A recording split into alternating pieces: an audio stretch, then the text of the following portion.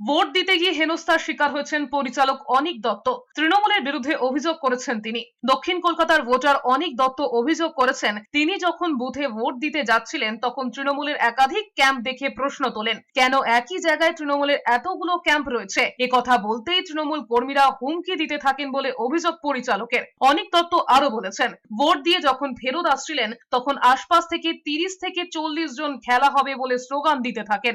এমনকি হুমকিও দেওয়া হয় বলে অভিযোগ। বেশ কয়েকজন তাকে বলতে থাকেন, বেশি বাড়াবাড়ি করলে পুঁতে দেওয়া হবে। দুজন খেলা হবে বলতে বলতে আমার কানের কাছে বেরিয়ে গেল এবং তারপর দেখলাম ঝাঁক লোক ওই বুথের বেশ কাছে। তোমায় এখন মেরে সাবার করে দেবো, এই করে দেবো, সেই করে দেবো। আমি বলছি যে আপনারা তড়পাচ্ছে কেন, করুন না কিছু, আমি দাঁড়াচ্ছি বলে হেলান দিয়ে একটা গাড়ির সাথে দাঁড়ান, আমি চলে যাচ্ছি না, কিছু করুন আপনারা, করার পর তারপর আপনাদের অনুমতি নিয়ে যাবো আমি।